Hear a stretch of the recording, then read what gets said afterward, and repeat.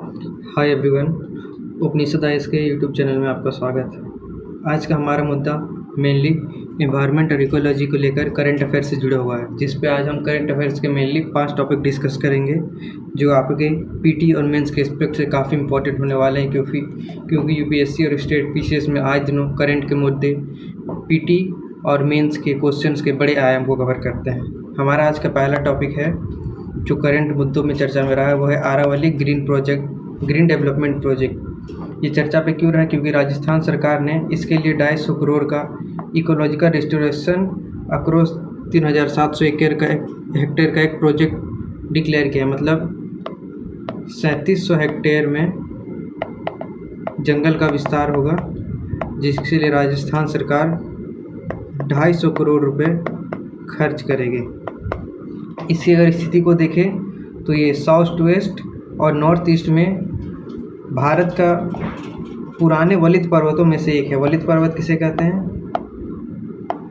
जब दो प्लेटें एक दूसरे की ओर जाते हैं तो संपीड़न बल के कारण ये दोनों प्लेट ऊपर उठने लगते हैं। ये इधर से उठेगा, ये भी इधर से, फिर इधर से, और ये धीरे धीरे पहाड़ की चोटी का निर्माण कर देते हैं। मतलब ऐसे ऐसे ऐसे ऐसे ऐसे, और इधर से भी ये फ्लड ऐसे ऐसे ऐसे उतरेगा। मतलब दो प्लेटों के मध्य से ये पर्वत जन्म लेते हैं। ये देखें तो इसकी भौगोलिक स्थिति गुजरात, राजस्थान, हरियाणा और दिल्ली के प्रदेश, मतलब दिल्ली के क्षेत्रों में ये पर्वत फैला हुआ है। इसका सबसे ऊपर ऊंचे शिखर है गुरु शिखर, हाईएस्ट पीक किसका? आरावली पर्वत का, जिसकी ऊंचाई है 1722 मीटर और जो अवस्थित है माउंट आबू पर्वत में। माउंट आबू पर्वत जैनों का एक तीर्थ स्थल के रूप में भी जाना जाता है, ये भी आप ध्यान में रखिएगा। अगर यहाँ के फ्लोरा मतलब पेड़ों को देखें तो खिजड़ी के वृक्ष, बबूल के वृक्ष, नीम और धक का पेड़ विशेष रूप से पाया जाता है।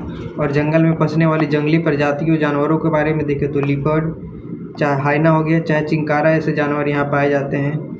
ये जो आरावली पर्वत का इलाका है, मतलब जो मेनली राजस्थान का इलाका, ये मेनली मीना ट्राइब्स और भील जाति के लोगों को शरण देता है। भील जाति के बारे में आप पढ़े होंगे, शिवाजी के साथ जिन्होंने मतलब मराठा साम्राज्य का जिसने समर्थन किया था। और घूमर जैसे डांस यहाँ फेमस है, आप इसे ध्यान रखिएगा। घूमर भील जाति का निवास, और मीना जाति, गुरु शिखर जो माउंट आबू में अवस्थित है। और राजस्थान सरकार ने 250 करोड़ का प्रोजेक्ट लॉन्च किया है, जो 3700 एकड़ में जंगल के विस्तार में सहायता करेगा। चलिए हम अपने सेकेंड टॉपिक की ओर चलते हैं।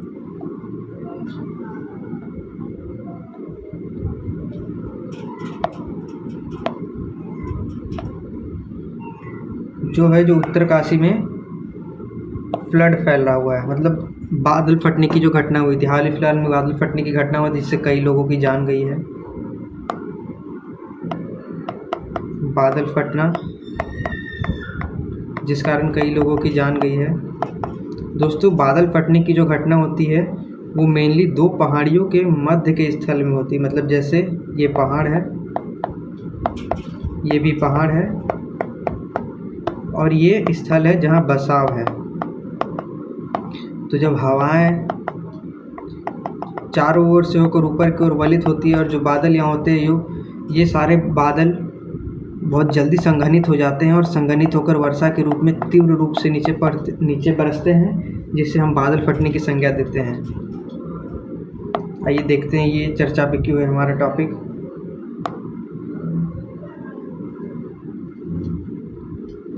हमारा टॉपिक चर्चा पे क्यों है? Flash flood in Dharali village, Bhagirathi eco sensitive zone Uttarkashi.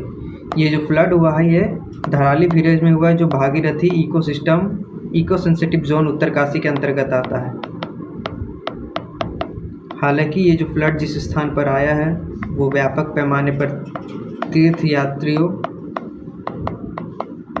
Plus tourist place के रूप में भी फेमस है। इसका स्ट्रेटेजिक बैकग्राउंड देख लो। ये कहाँ बैठा हुआ है? भागीरथी के बैंक पे, मतलब भागीरथी के किनारे। ये जो भागीरथी है जो भागीरथी और अलकनंदा देवप्रयाग में जाकर मिलती है। इसके किनारे ये बसा हुआ है, जो हिमालय का निचले भाग में जो गढ़वाल हिमालय है वहाँ पे अवस्थित है। गढ़वाल, कुमाऊँ, उत्तरकाशी का जो प्रदेश है वहाँ अवस्थित है। ये देख लो, इको जोन डिक्लेयर्ड है अंडर इन्वायरमेंटल प्रोटेक्शन एक्ट 198। इसे आपको ध्यान रखना है, ये काफ़ी इम्पोर्टेंट पॉइंट है। EPA 1988। इसके क्लाइमेट को देख लो, कोल्ड टेम्परेचर, हाई प्रेसिपिटेशन मतलब बारिश हमेशा होती रहती है, और क्लाउड ब्रश के प्रोन एरिया मतलब प्रोन एरिया संभावित क्षेत्र समझो, बादल फटने वाले संभावित क्षेत्र, क्योंकि ये दो पहाड़ियों के तलहटी के में अवस्थित है। फ्लोरा को देखो, देवदार, ओक के वृक्ष, और फाउना को देखो, Himalayan Thar, snow leopard, musk deer वही जिससे इत्र निकाला जाता है। कल्चर को देख लो, मूल्यतः गढ़वाली कल्चर जिसके लिए, और वहाँ के फेमस डांस इत्यादि को देख लो। माघ मेला, ये भी काफ़ी इम्पोर्टेंट है, आपको याद रखना है, गढ़वाली और माघ मेला। मस्क डियर यहाँ पाया जाता है, और स्नो लेपर्ड।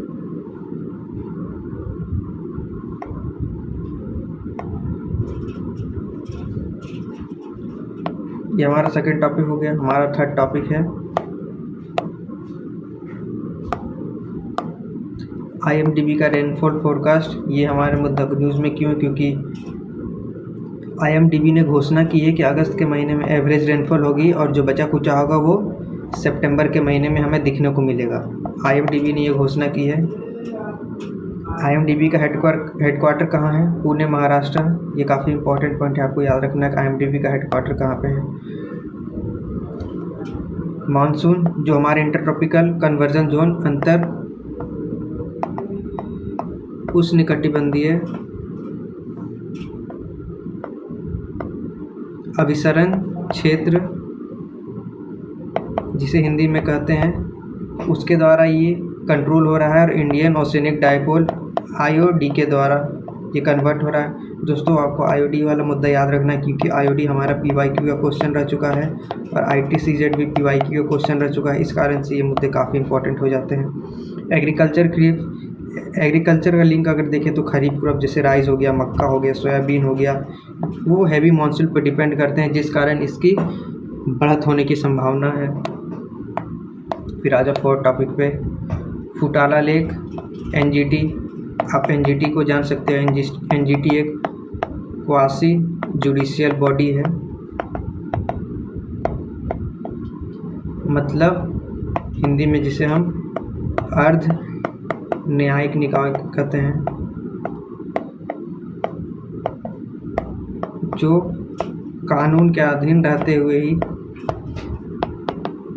न्यायिक संस्था के स्वरूप कार्य करती है,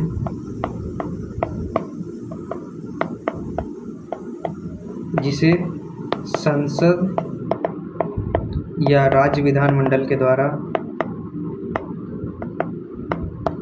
अधिनियम पारित करके बनाया जाता है।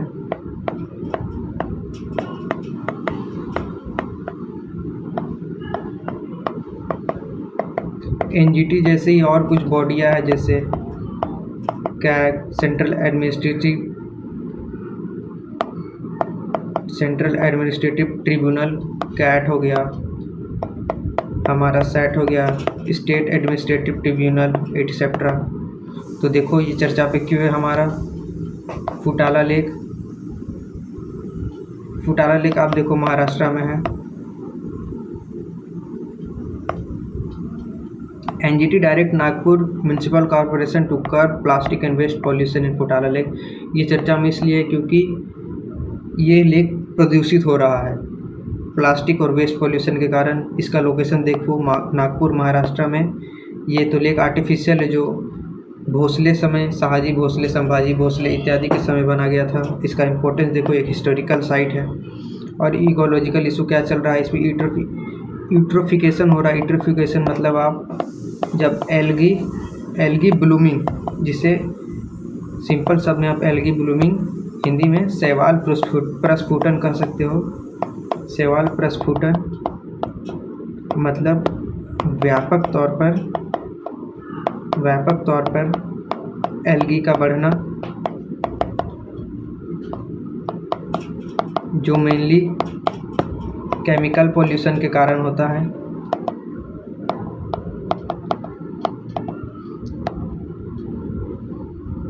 यहाँ पे सॉलिड वेस्ट डंपिंग हो रही है और सीवेज इनफ्लो हो रहा है। इसी कारण महाराष्ट्र सरकार को यह आदेश दिया, एनजीटी ने नागपुर म्यूनिसिपल कॉरपोरेशन को आदेश दिया है कि प्लास्टिक वेस्ट और पोल्यूशन को ख़त्म किया जाए, सफाई की जाए। अब नेक्स्ट टॉपिक पे आ जाओ, mission life campaign. PM Modi के द्वारा मिशन लाइफ कैंपेन चलाया गया, जो सस्टेनेबल लाइफ स्टाइल मतलब सतत जीवन शैली की ओर कदम बढ़ाने के लिए है।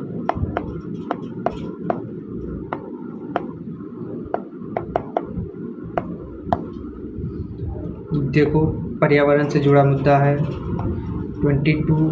2021 के COP26 जो ग्लासगो में आयोजित हुआ था, उस पर ये लॉन्च किया गया। इस पर फोकस किस पे किया गया? Reduce waste, remote renewable energy, sustainable energy. मतलब हमारा जो 3R है, रिड्यूस, रीयूज एंड रिसाइकल, इस पर बल देना है।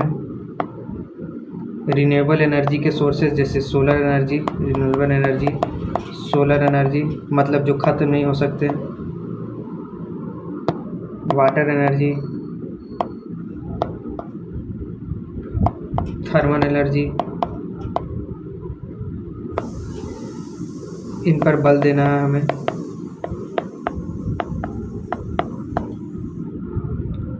और देखो, जिसके लिए एक नोडल एजेंसी बनाई गई है जिसका नाम है bureau of energy and efficiency. ये आपको याद रखना है। कहाँ आयोजित हुआ था? 2021 के COP26 में, जो ग्लासगो में आयोजित हुआ था, पीएम मोदी के द्वारा आयोजित किया गया था। ये तो फुटाला लेक वाला टॉपिक हमने कवर कर लिया। IM इंडियन मेट्रोलॉजिकल डिपार्टमेंट का रेनफॉल वाला भी, इंडियन मेट्रोलॉजिकल डिपार्टमेंट रेनफॉल वाला टॉपिक भी हमने कवर किया। हमने उत्तराखंड वाला फ्लड का टॉपिक भी कवर किया, और हमने Aravalli project, green development project का टॉपिक कवर किया। तो दोस्तों, ये हमारा मोस्ट इम्पॉर्टेंट टॉपिक है जो हाल फिलहाल में अगस्त के महीने में चर्चा में रहा है। आप इसके हिसाब से अपनी अगर स्ट्रैटेजी बनाएंगे तो इससे कहीं ना कहीं क्वेश्चन जरूर आपके पीटी या मेंस में फंसेंगे। तो दोस्तों, ये था हमारा आज का डिस्कशन, आज का हमारा करंट अफेयर्स का टॉपिक। Thank you.